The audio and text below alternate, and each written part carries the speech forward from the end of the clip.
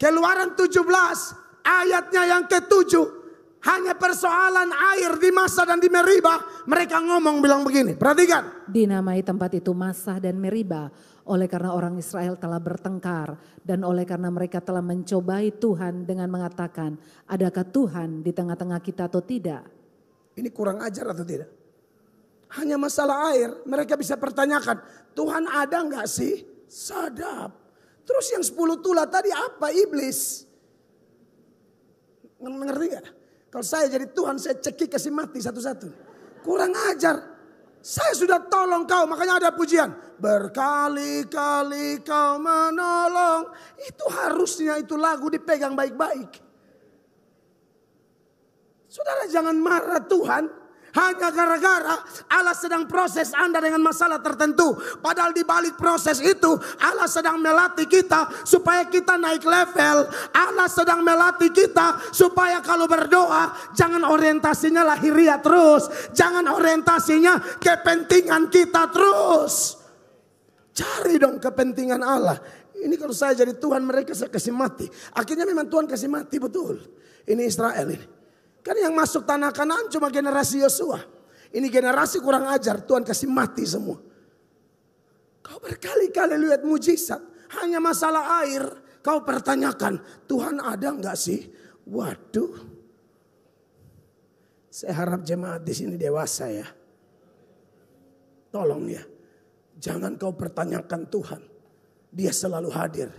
Hanya memang rancangannya dan rancangan kita tuh beda. Jalannya sama jalan kita tuh beda. Seperti langit dan bumi. Jadi kalau mau marah pendeta, marah pelayanan, mau jadi provokator dalam gereja, kau jaga kau punya mulut. Kadang-kadang ada iblis-iblis dalam gereja yang tidak membawa kepentingan Allah, tapi bawa adu domba. Semoga di sini tidak ada.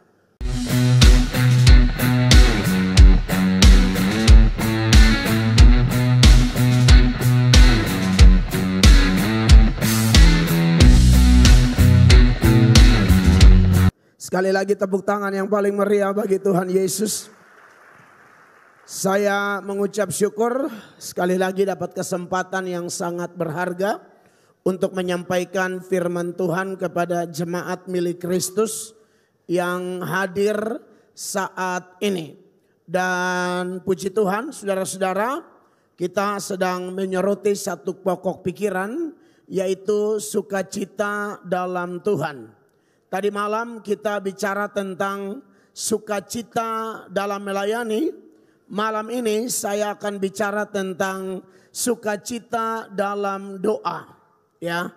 Dan ketika saya mau membahas sukacita dalam doa ini, tentu akan ada banyak ayat yang berkaitan dengan doa, berkaitan dengan sukacita yang akan dimunculkan oleh Tuhan tentunya pada malam ini. Dan oleh karena itu saya mengajak kita melihat nats pembukanya terpilih dari Filipi pasal 1 ayatnya yang keempat. Filipi pasal 1 ayatnya yang keempat. Kita akan baca ayat ini bersama-sama. 1, 2, dan 3. Dan setiap kali aku berdoa untuk kamu semua, aku selalu berdoa dengan sukacita. Aku selalu berdoa dengan sukacita. Jadi ayat ini mau memberi keterangan bukan hanya selalu berdoa, tapi doanya Paulus itu selalu dengan sukacita. Nah ini luar biasa, saudara-saudara yang diberkati oleh Tuhan Yesus. Saya percaya topik tentang doa adalah topik yang sangat familiar di kalangan orang Kristen, apalagi gereja-gereja karismatik seperti kita. Dan menurut informasi yang saya dapat, hari Jumat itu adalah hari berdoa ya, Bapak Gembala ya. Malam doa begitu atau doa malam.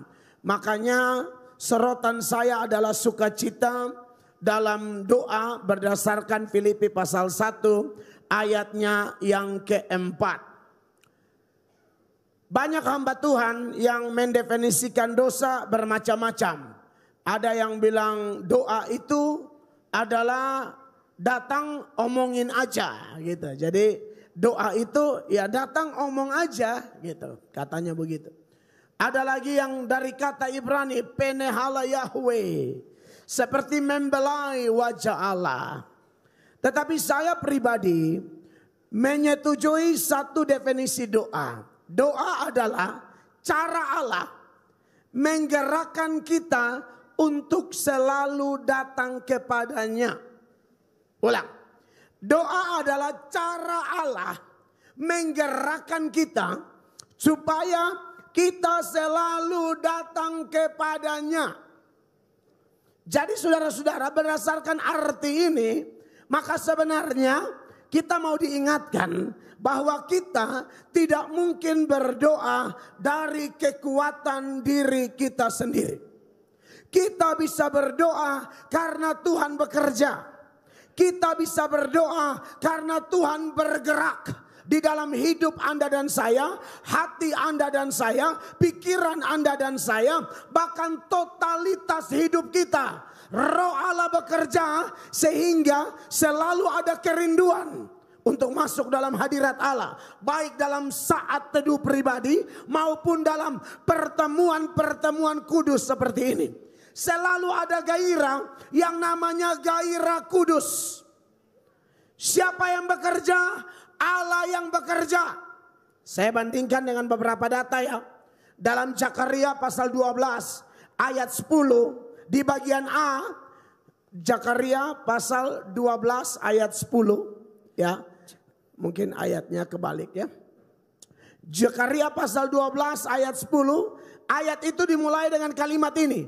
Aku akan mencurahkan roh pengasihan dan roh permohonan atas keluarga Daud. Tuhan mencurahkan apa? Roh pengasihan dan roh permohonan. Jadi terjemahan lain bilang roh untuk berdoa itu dicurahkan dari sorga. Mungkin saudara kalau sedikit kritis, saudara baca ayat ini dan berkata, iya tapi ayat ini kan khusus keluarga Daud.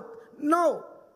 Kalau kita seberangkan atau bandingkan dari data-data perjanjian baru, sejak hari Pentakosta sampai hari ini, Roh Kudus dicurahkan dengan dahsyatnya. Dan Roh Kudus itu ada supaya Anda dan saya ini bisa ditolong olehnya. Ulang, ditolong olehnya dalam berbagai hal. Secara khusus dalam hal berdoa, dalam hal menghampiri Dia selalu dan senantiasa. Roma pasal 8 ayat 15, ayat itu bilang begini ya. Roma pasal 8 ayat 15, sama-sama baca jemaat 1, 2, 3. Sebab kamu tidak menerima roh perbudakan yang membuat kamu menjadi takut lagi. Tetapi apa? Kamu telah menerima roh yang menjadikan kamu anak Allah. Perhatikan. Oleh roh itu kita berseru, ya Aba, ya Bapa. Oleh siapa kita berseru? Oleh roh itu. Berseru itu doa. Oleh siapa Anda dan saya bisa berseru? Oleh Roh Kudus, tidak ada yang lain.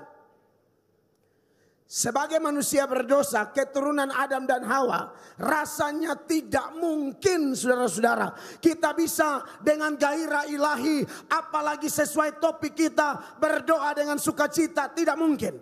Orang berdoa selalu berdoa tidak fokus. Orang berdosa selalu berdoa tidak fokus. Saya bisa mohon anak-anak ini bisa duduk tenang. Anak-anak duduk diam aja, jangan jalan-jalan. Nanti Bapak Pendeta terganggu. Duduk tenang sayang ya. Besar jadi pendeta ya. Duduk tenang sampai Bapak selesai khotbah ya.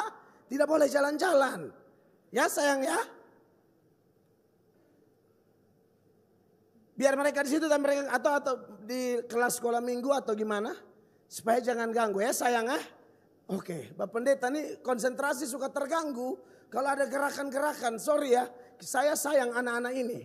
Mereka harus dilatih dari sekarang. Takutnya nanti mengganggu ibadah, nggak boleh begitu. Saudara percaya 2-3 orang berkumpul Yesus hadir, amin? Ya. Oke, kita fokus ya. Nah, saudara-saudara bahwa sebagai manusia berdosa rasanya tidak mungkin kita bisa selalu berdoa, apalagi berdoa dengan sukacita. Sulit itu. Kecuali roh yang adalah sumber buah roh itu yang bekerja dalam diri kita. Amin. Makanya ada sukacita, ada kasih, ada damai sejahtera, ada kebaikan, ada kelemah lembutan, ada kesetiaan, ada pengendalian diri. Sehingga kita punya gairah yang susah dibendung oleh apapun. Akan selalu mau datang kepada Tuhan. Nah, Roh Kudus dicurahkan kepada kita sejak hari Pentakosta sampai hari ini adalah zaman Roh Kudus. Kenapa Roh Kudus dicurahkan? Tuhan tahu betapa lemahnya Anda dan saya.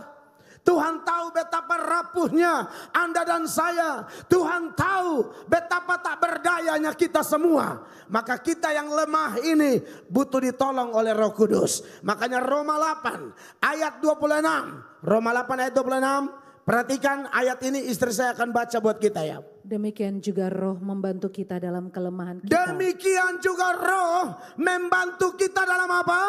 Kelemahan kita. Terus. Sebab kita tidak tahu bagaimana sebenarnya harus berdoa. Eksplisit. Sebenarnya kita tidak tahu bagaimana harus berdoa. Ini yang ngomong Tuhan loh. Kalau ada orang bilang, oh tapi saya tahu. Lebih pintar mana, kau atau Tuhan? Tuhan lebih tahu. Tuhan bilang sebenarnya kita tidak tahu berdoa.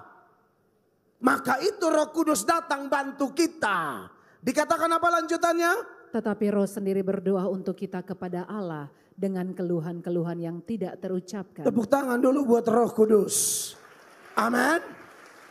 Sebab tanpa Roh Kudus, Bapak Ibu terkasih, orang beribadah seheboh apapun. Ya, dari zaman dulu sampai zaman sekarang hanya beda zaman. Dari ritual-ritual Yudaisme, orang Yahudi kalau datang berdoa, datang ibadah, datang menjalankan liturgi ibadah seturut ritual Yudaisme, pasti heboh. Bawa korban ini, alat musik mereka juga tidak kalah, sangat luar biasa. Ya, tapi Anda tahu, tanpa Roh Kudus orang hanya melakukan ritual-ritual agamawi. Tanpa Roh Kudus orang melakukan kegiatan agama dengan dorongan kedagingan. Sehingga tidak rasa apa-apa. Bahkan Allah secara jujur dari sorga Allah bilang apa? Aku muak lihat ibadahmu. Aku muak lihat perayaanmu. Aku muak lihat pertemuan-pertemuanmu. Di zaman Yesaya, dalam Yesaya pasalnya yang pertama, ayatnya yang ke-12, ketika mereka bawa persembahan, Tuhan bilang, siapa yang minta itu dari kamu? Tuhan mau bilang, persembahan yang sesungguhnya bukan materi yang pertama-tama, tapi tubuhmu. Senada dengan perjanjian baru, persembahkanlah tubuhmu sebagai persembahan yang hidup, yang kudus, dan yang berkenan kepada Allah. Itulah ibadahmu yang sejati. Makanya zaman Yesaya, mereka ibadah kelihatan heboh, tapi Allah tidak terima. Saudara lihat ayat 12, Yesaya 1 ayat 12. Apabila kamu datang untuk menghadap di hadiratku, siapakah yang menuntut itu daripadamu, bahwa kamu menginjak-injak pelataran bait suciku? Tanpa Roh Kudus, Tuhan bilang begini, walaupun kalian ramai, secara kuantitas banyak banget, tapi kamu tidak menyenangkan hatiku. Kalau konteks sekarang, mungkin hati pendeta senang, hati Allah tidak senang. Kenapa? Tanpa Roh Kudus. Kita bersyukur gereja karismatik, apalagi gereja penekanan pekerjaan Roh Kudus itu mutlak. Amen. Kalau tidak, kita hanya habiskan waktu bikin ini itu, makan bersama dan lain sebagainya, tapi tidak rasa apa-apa. Sorry to say, di sini banyak orang murah hati, banyak anak-anak Tuhan diberkati yang mau jadi saluran berkat. Tolong hargai pengorbanan mereka. Dengan cara apa? Sambut dengan hati yang dikendalikan Roh Kudus. Kalau tidak nanti hanya kumpul-kumpul, datang sama pulang sama, datang kotor pulang tambah kotor, datang dosa pulang tambah dosa, datang tukang gosip pulang KKR gosip. Mau jadi apa ibadah begitu? Amin Bapak Ibu. Makanya Apabila kamu datang untuk menghadap di hadiratku, kata Tuhan, siapakah yang menuntut itu daripadamu, bahwa kamu menginjak-injak pelataran bait suciku? Ayat 13, perhatikan. Jangan lagi membawa persembahanmu yang tidak sungguh, sebab baunya adalah kejijikan bagiku. Tuhan jijik, ini kata Tuhan loh ya, saya baca. Hanya ekspresi muka saya ini memang harus mendukung ayatnya. Amin. Supaya lebih jelas pesannya. Tuhan jijik. Nah gitu. Harus tidak bisa Tuhan jijik. Oh enggak nyampe. Harus ekspresinya Tuhan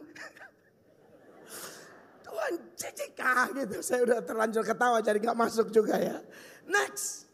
Kalau kamu merayakan bulan baru dan Sabat atau mengadakan pertemuan-pertemuan, aku tidak tahan melihatnya karena perayaan itu penuh kejahatan. Tuhan enggak suka, aku enggak tahan. Bisa berhenti enggak? Enggak usah sampai habis deh. Enggak usah sampai doa tutup deh. Aku muak lihat ibadahmu. Aku muak lihat nyanyianmu. Aku muak lihat musikmu. Hati-hati loh. Saya jarang-jarang datang di Surabaya. Jadi sekali datang langsung kasih meledak baru saya pulang. Oh iya dong.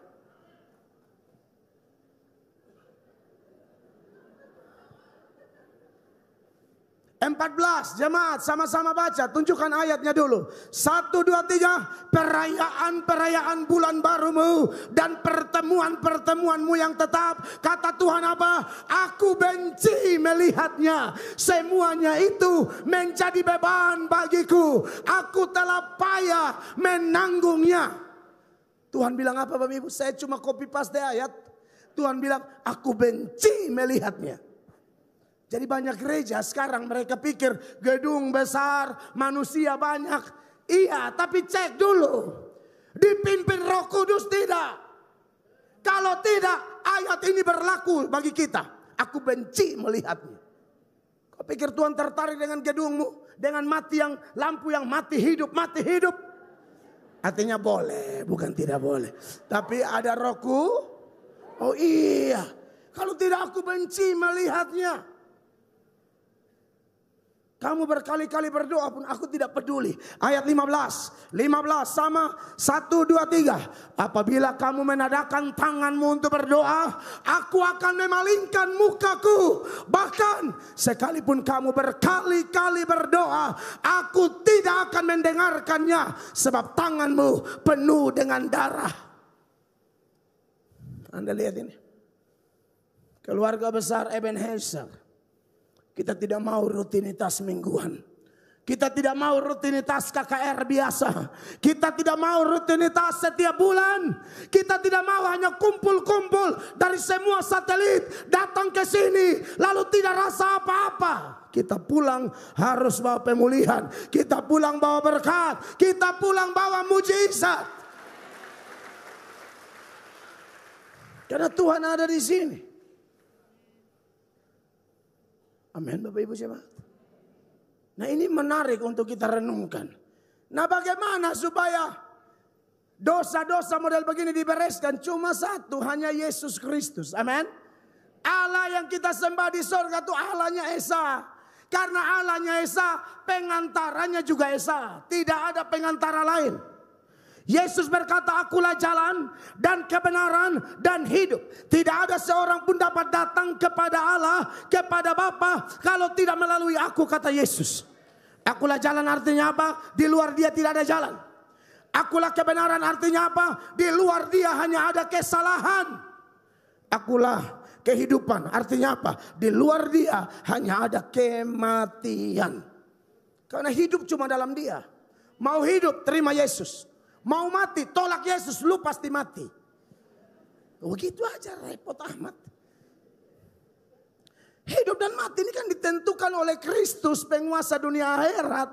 Dia berkata apa? Segala kuasa di bumi, di sorga telah diberikan kepadaku. Pergi, jadikan semua bangsa muridku. Karena cuma dia satu-satunya akses. 1 Timotius 2 ayat 5 mengatakan apa jemaat? Sama-sama 1, 2, 3. Karena Allah itu Esa dan Esa pula dia yang menjadi pengantara antara Allah dan manusia. Siapa? Yaitu manusia Kristus Yesus. Tepuk tangan yang meriah begitu.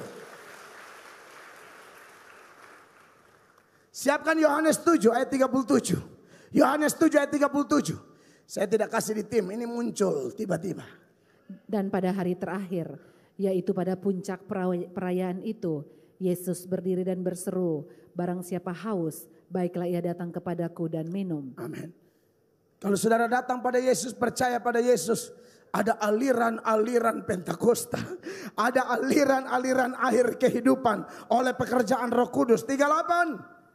Barang siapa percaya kepadaku, seperti yang dikatakan oleh kitab suci, dari dalam hatinya akan mengalir aliran-aliran air hidup. Aliran apa yang dimaksudkan? 39. Sama-sama 2, 3. Yang dimaksudkannya ialah roh yang akan diterima oleh mereka yang percaya kepadanya. Sebab roh itu belum datang karena Yesus belum dimuliakan. Waktu itu.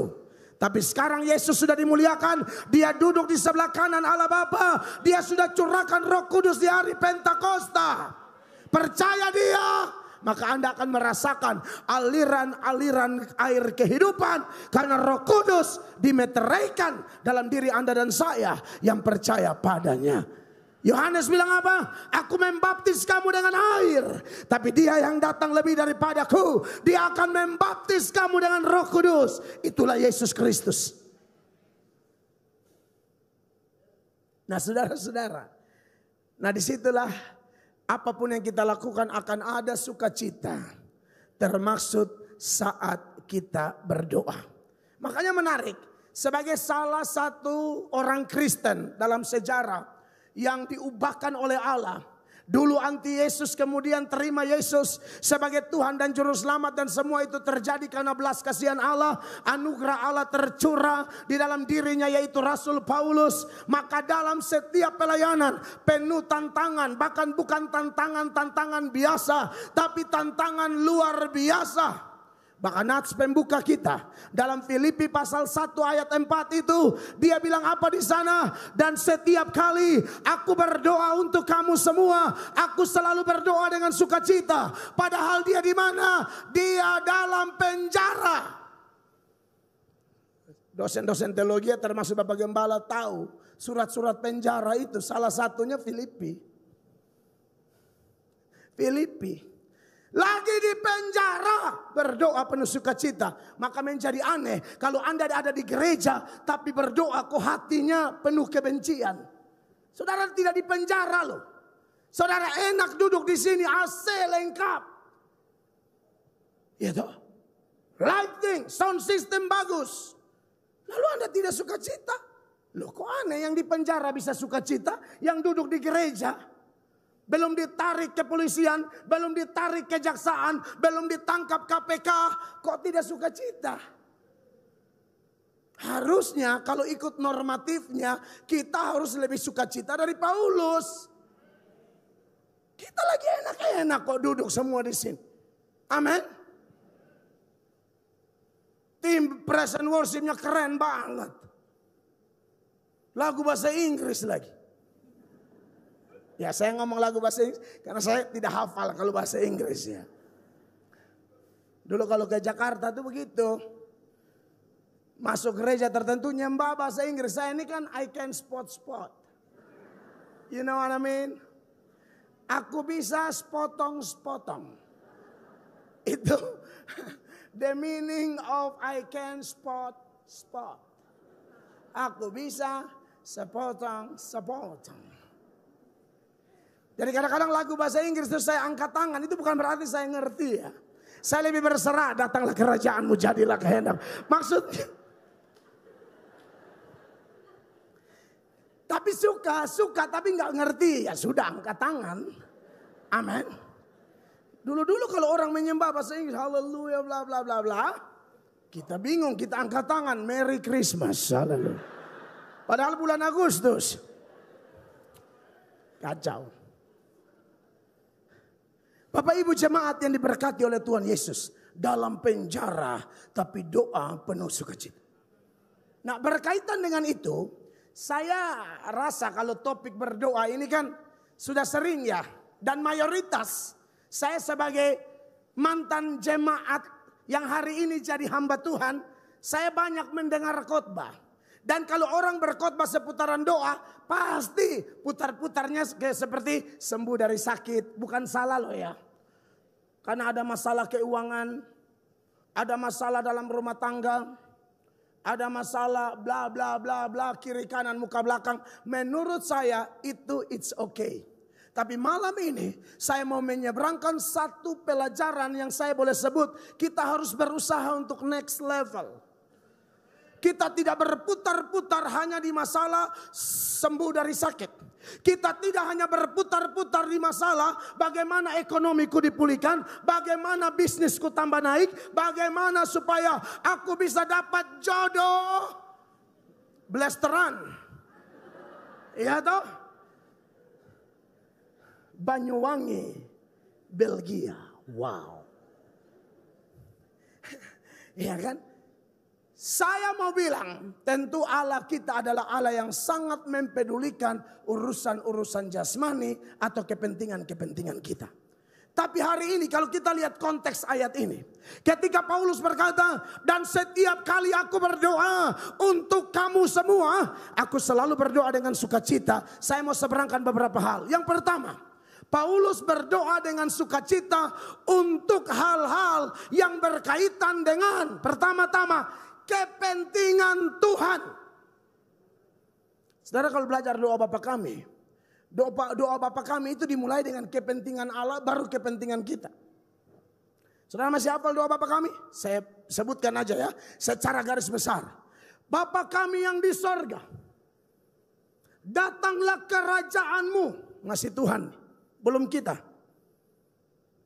Ya, Bapa kami yang di sorga, dikuduskan. Bapa kami yang di sorga, dikuduskanlah namamu. Datanglah kerajaanmu. Jadilah kehendakmu. Belum ada urusan kita di sini. Mu. Anda tahu doktrin doa Bapa kami itu bukan doa sembarang doa. Itu ada prinsip berdoa yang Yesus ajarkan. Doa yang benar, doa yang dikuasai Roh Kudus adalah doa yang dimulai dengan apa? Urus kepentingan Tuhan, bukan kepentingan kita. Maka diberkatilah gereja yang suka menyembah Allah. Menyembah bukan lagu-lagu melo, tapi lagu-lagu yang betul-betul luar biasa. How great is our God. Amen. Jadi kita memang menyembah Dia.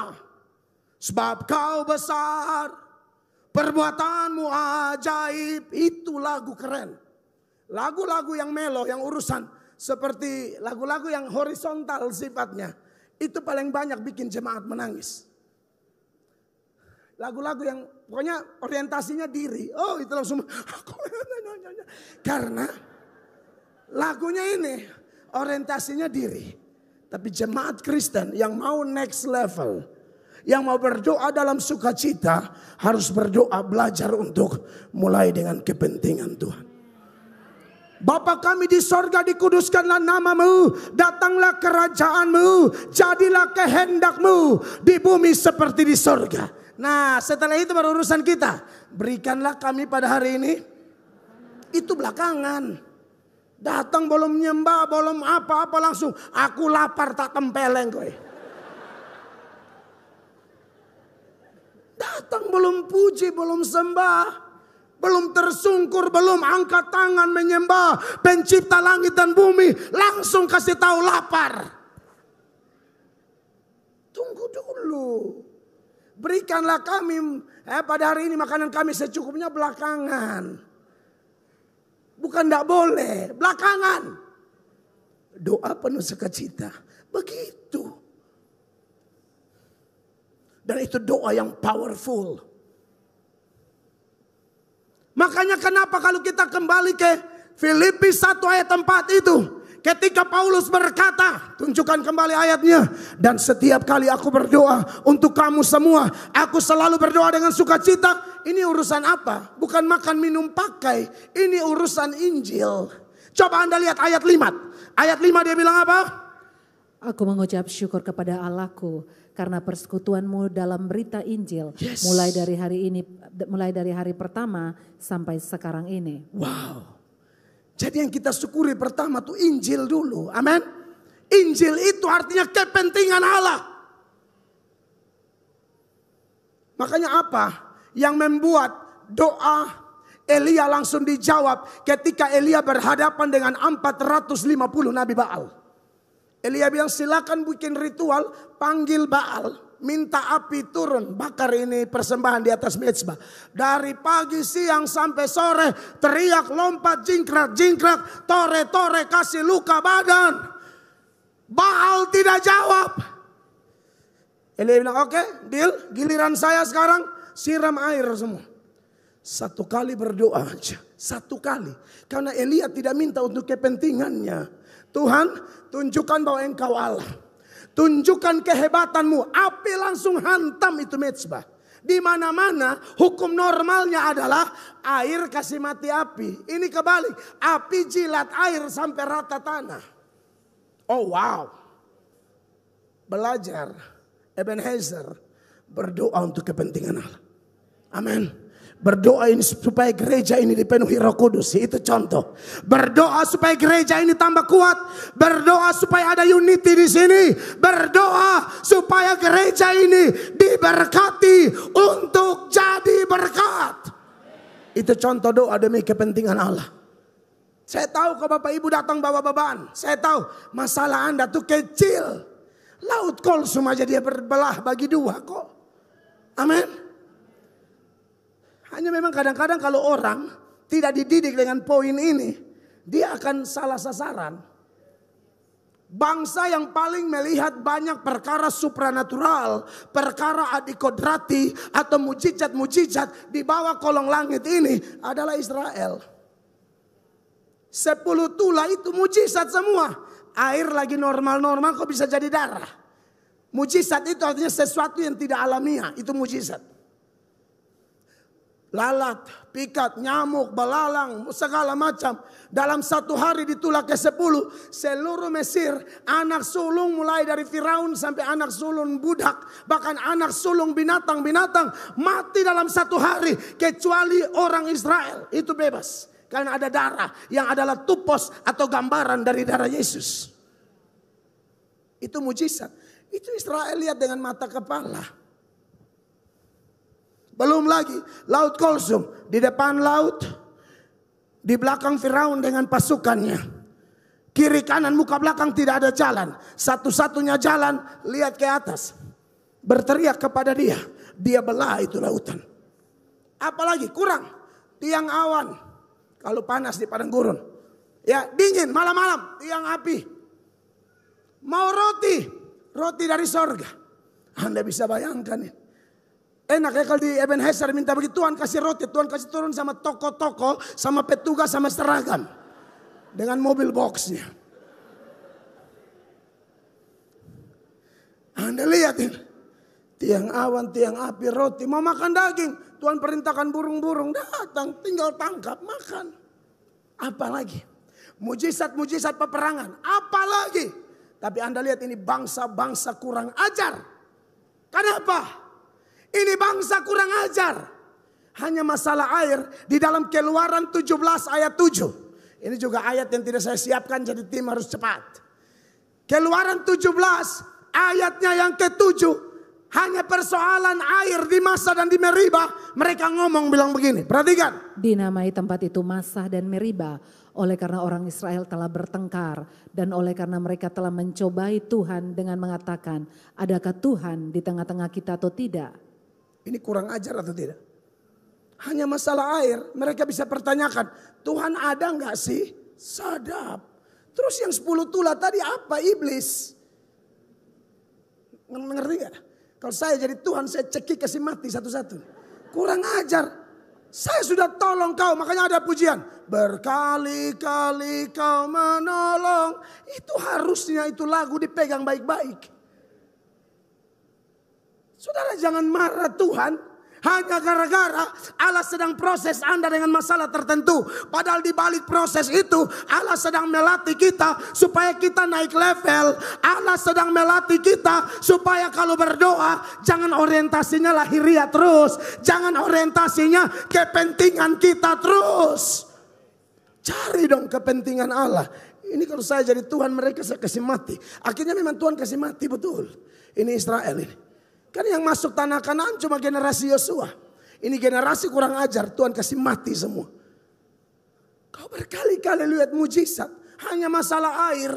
Kau pertanyakan, Tuhan ada enggak sih? Waduh. Saya harap jemaat di sini dewasa ya. Tolong ya. Jangan kau pertanyakan Tuhan. Dia selalu hadir. Hanya memang rancangannya dan rancangan kita tuh beda. Jalannya sama jalan kita tuh beda. Seperti langit dan bumi. Jadi kalau mau marah pendeta, marah pelayanan, mau jadi provokator dalam gereja, kau jaga kau punya mulut.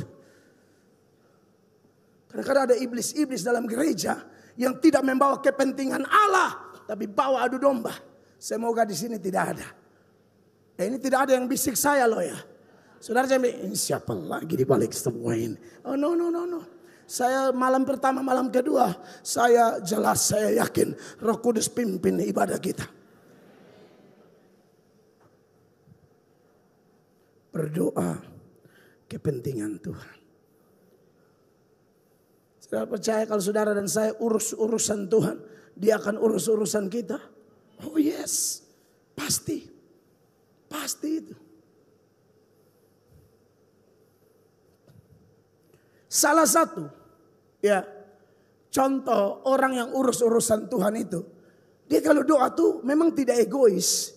Bukan saja dia berdoa untuk kepentingan Tuhan, tapi dia juga berdoa buat kepentingan gereja. Ini bagian dari kepentingan Allah. Dan ini contoh orang yang dipimpin Roh Kudus. Jangan hanya berdoa buat Gereja Ebenezer, jangan seluruh gereja. Bila perlu berdoa buat semua gereja sepanjang gereja itu tidak sesat. Saya pernah undang di Surabaya nih. Di salah satu gereja dan itu ramai di TikTok. Gara-gara saya tanya di gereja itu. Pernah berdoa buat gereja ini enggak? Enggak pernah. Buat gereja ini pernah enggak? Enggak pernah. Saya sebut beberapa gereja. Lalu saya tanya. Pernah berdoa buat GSJA enggak? Enggak pernah. Wah marah saya. Wah saya pendeta GSJA. Oh itu langsung saya cuci tidak pakai sabun. Surabaya nih, di kota ini nih, salah satu gereja. Mungkin teman-teman yang pernah nonton tahu. Kok bisa ya? Berarti gereja jadi apa? Lahan bisnis. Gereja jadi kayak buka proyek aja, kayak buka toko. Kita cari apa? Cari kepentingan siapa? Harus cari kepentingan Tuhan.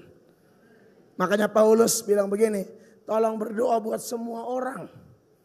Ya, di dalam Efesus 6 ayat 18, orang yang dikuasai Roh Kudus doanya tidak egois. Perhatikan ayat ini. Dalam segala hal, dalam segala doa dan permohonan, berdoalah setiap waktu di dalam Roh dan berjaga-jagalah di dalam doamu itu dengan permohonan yang tak putus-putusnya untuk segala orang kudus. Berdoa buat segala orang kudus, berdoa buat gereja di mana-mana supaya gereja bangkit ya. Berdoa buat pendeta-pendeta supaya pendeta-pendeta berani beritakan Injil. Amin. Pendeta-pendeta ajar-ajaran yang benar, itu kepentingan Allah. Kalau tidak repot. Orang asal bisa bicara langsung ngomong. Jarang ayat muncul tentang jemaat palsu. Yang ada tuh nabi palsu. Kenapa nabi? Karena bicara. Ngomongnya asal bunyi. Ini bahaya. Makanya Paulus bilang di ayat 19. Tolong doa buat aku juga ya. 19. Juga untuk aku. Supaya apa? Supaya kepadaku jika aku membuka mulutku dikaruniakan perkataan yang benar. Agar dengan keberanian aku memberitakan rahasia Injil. Paulus minta dua hal. Dia bilang doa buat semua orang, tapi jangan lupa seolah-olah jangan lupa gembalamu. Jangan lupa leadermu. Saudara doa buat semua orang, doa buat Bapak Gembala, doa buat BPP, buat doa BPD Jatim, BPD 1 Indonesia. Itu harus ada dalam doa kita. Dan harus didoakan dengan sukacita, bukan terpaksa. Ini kepentingan Tuhan. Amin, kekasih Allah. Supaya apa aku? Aku berkata benar dan berani. Ada orang yang tahu kebenaran tapi tidak berani. Ada yang berani tapi ngaur. Jadi harus dua-dua, paket lengkap. Khotbahnya benar tapi berani, berani tapi benar. Jangan berani tapi ngaco. Supaya bisa berani dan benar, itu pun pekerjaan Roh Kudus. Oh, YouTube sekarang, TikTok, orang tidak sekolah teologi juga tahu-tahu sudah jadi pengkhotbah. Anda lihatin. Karena ada pengkhotbah, ada pendeta kejadian, ada pendeta keluaran. Kalau kejadian itu jadi-jadian. Keluaran itu yang keluar dari sekolah teologi. Nah, itu keluaran. Sekarang asal tahu 3 ayat, live TikTok, langsung viral. Sudah begitu, jemaat pun langsung telan. Ya ampun. Jemaat yang baik, tidak asal telan. Dengar orang khotbah suka, tapi teliti, periksa kembali. Supaya kita jangan gampang tersesat. Makanya saya bilang, kayak khotbah begini, ini pulang nonton lagi. Kalau ada yang salah, nanti Bapak Gembala WA saya datang kembali. Dan pertanggungjawabkan. Kan begitu maksud saya. Enak kemarin saya diskusi. Aduh, anak-anak kita yang SMP, SMA di gereja ini, waduh kritis luar biasa. Kemarin HBS di Sati itu, waduh itu pertanyaan-pertanyaan high class. Saya bilang, ini baru anak-anak keren. Kita jangan monolog, dialog. Gak apa-apa, jangan takut dikritisi. Amin, Bapak Ibu. Jadi, jadilah orang percaya yang berdoa dengan sukacita untuk kepentingan Tuhan. Yang kedua, Paulus itu sepanjang Filipi pasal 1, setelah ayat 4 dia ngomong, aku selalu berdoa untuk kamu dengan sukacita. Ternyata kalau kita maju lagi, kita akan temukan bahwa berdoa dengan sukacita itu juga berdoa bukan saja untuk masalah-masalah yang jemaat hadapi, tapi berdoa untuk kerohanian jemaat. Amin. Seringkali kan kita berdoa, Tuhan aku sakit. Tapi pernah tidak saudara berdoa begini, buatlah aku tambah suci Tuhan. Buatlah aku tambah setia Tuhan. Buatlah aku tambah kudus Tuhan. Itu harus didoakan. Kita bukan hanya mendoakan hal-hal yang kita anggap tidak baik dalam hidup. Tapi hal-hal yang baik pun harus didoakan supaya semakin meningkat. Coba kita lihat Filipi 1 tadi ayat 9. Ya, dikatakan begini, ini doa Paulus. Dan inilah doaku. Dan inilah doaku. Semoga kasihmu makin melimpah dalam pengetahuan yang benar dan dalam segala macam pengertian. Dia berdoa bukan supaya jemaat tambah kaya, bukan tidak boleh loh ya. Pertama-tama kasihnya melimpah dulu. Semakin kaya tapi tidak ada kasih, pelit. Oh iya dong. Makanya yang diminta tuh kasihnya dulu. Kaya tapi tidak ada kasih, waduh jahat minta ampun. Kaya tidak ada kasih, selingkuh dia Pak, Ibu. Kan ada bapak-bapak yang miskin aja udah gatal. Miskin aja loh. Miskin aja udah kayak begitu, apalagi berduit, bahaya ini orang. Miskin aja, nakalnya minta ampun. Apalagi kalau mulai gajinya di atas 10 juta, waduh. Dia menjadi majelis. Mayor Jenderal Iblis.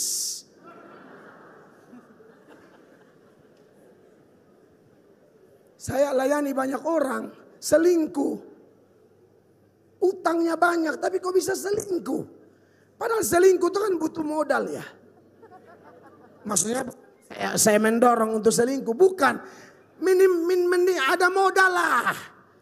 Ini sudah dikejar-kejar koperasi. Paksa selingkuh. Kasih makan istri anak aja susah. Paksa kasih makan itu janda di RT sebelah. Tapi bapak-bapak di sini tidak ada kok. Tidak ada yang mengaku.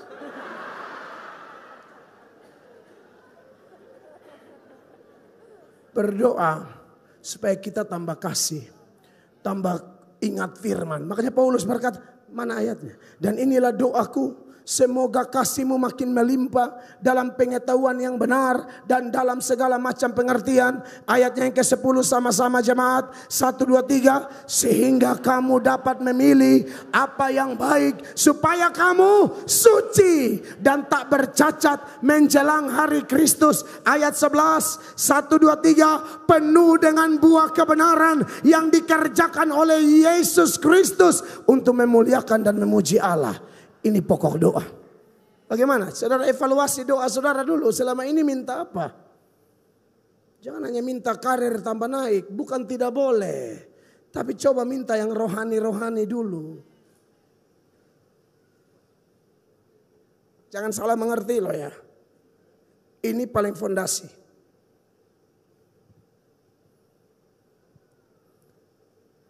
Dan yang berikut jemaat terkasih. Ya. Rasul Paulus ini di dalam doanya, kalau orang doa dengan sukacita, dia akan tetap bersukacita sekalipun jawaban dari doa itu adalah tidak. Kan jawaban doa Tuhan ini macam-macam. Kayak doa Elia tadi Tuhan bilang, ya oke, api turun. Maria dan Marta kasih kabar kepada Yesus, orang yang kau kasihi sakit. Yesus sengaja menunda 2 hari. Artinya ada yang Yesus bilang, tunggu dulu. Coba Yohanes 11 mulai ayat 3. Ayat 3 bilang begini. Yohanes 11 ayat 3. Dan Lazarus yang sakit itu adalah saudaranya. Kedua perempuan itu mengirim kabar kepada Yesus. Tuhan, dia yang engkau kasihi sakit. Jadi jangan berpikir kalau Tuhan mengasihi kita, kita tidak bisa sakit ya. Jangan. Kadang-kadang di balik sakit Allah mau tunjukkan kemuliaannya. Ayat 4, perhatikan. Ketika Yesus mendengar kabar itu, ia berkata, penyakit itu tidak akan membawa kematian, tetapi akan menyatakan kemuliaan Allah. Sebab oleh penyakit itu anak Allah akan dimuliakan. Jadi jangan pikir hanya sehat baru bisa memuliakan Allah. Di balik sakit pun ada kemuliaan Allah yang mau dinyatakan. Jadi tahan sebentar. Jangan ngomel-ngomel. Jangan bersungut-sungut, penuh dengan sukacita dan syukur. Kenapa? Sakit walaupun kecil disertai sungut-sungut akan memperberat sakit itu. Masalah sebesar apapun kalau dipenuhi dengan syukur akan memperingan pergumulan itu. Amin. Jadi latih diri kita dipenuhi dengan ucapan syukur dengan dasar hati yang penuh sukacita. Amin, kekasih Allah. Ini penting. Setelah Yesus dengar ini, apakah Yesus langsung eksekusi? No, ayat 6, langsung 6. Yesus tunda 2 hari. Namun setelah didengarnya bahwa Lazarus sakit, ia sengaja tinggal 2 hari lagi di tempat di mana ia berada. Sudah tahu akibat penundaan ini? Lazarus mati. Coba langsung pergi, kan langsung sembuh. Pakai acara tunda lagi, mati. Makanya pada waktu dia datang Maria sama Marta bilang, coba kalau Tuhan ada dia nggak mati. Tapi Anda tahu cerita itu akhirnya Lazarus bang. Lebih hebat mana? Orang mati bangkit atau hanya sembuh biasa? Lebih hebat orang mati bangkit. Jadi kalau Tuhan sedang menunda, tunggu sebentar. Tetap berdoa dengan sukacita. Sebab di balik penundaan itu, mungkin sekali ada hal besar yang Allah mau siapkan bagi kita semua. Jangan buru-buru ngomel. Sudah pacaran 6 tahun kok nggak jadi, tunggu dulu. Tapi dia kan sudah honor di kantor wali kota.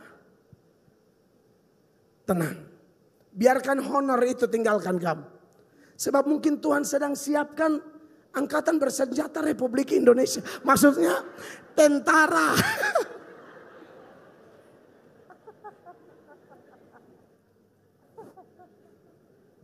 Gak usah menangis berlarut-larut. Santai aja kali. Khotbah tadi malam jelas. Kita dibayar oleh darah Yesus. Kita mahal. Jangan jadi murahan. Paulus pernah berdoa duri dalam daging. Tapi Tuhan bilang apa? cukup kasih karuniaku bagimu. 3 kali Paulus berdoa. Tapi Paulus marah Tuhan, tidak. Dia bilang, aku lebih suka di dalam kelemahan. Sebab dalam kelemahan kuasa Tuhan menjadi sempurna. Bapak Ibu terkasih, percayalah Tuhan punya rencana yang terbaik bagi Anda dan saya. Amin. Jadi kita tetap kuat, tetap doa dengan penuh ucapan syukur. Dan saya percaya bersama Tuhan kita akan melihat bahwa rencana-rencana yang sempurna akan tergenapi luar biasa. Saudara, sebagai bagian terakhir saya mau sebutkan ini. Allah kita itu Allah yang selalu bekerja sempurna. Tapi bertahap. Bertahap tapi sempurna. Sempurna tapi bertahap. Jadi tetap cari Tuhan dengan sukacita. Maka Anda akan lihat waktu Tuhan yang terbaik buat kita. Saya selesai. Beri tepuk tangan yang meriah bagi Tuhan Yesus. Mari kita berdiri bersama-sama. Tim Praise and Worship. Mari kita nyembah Tuhan.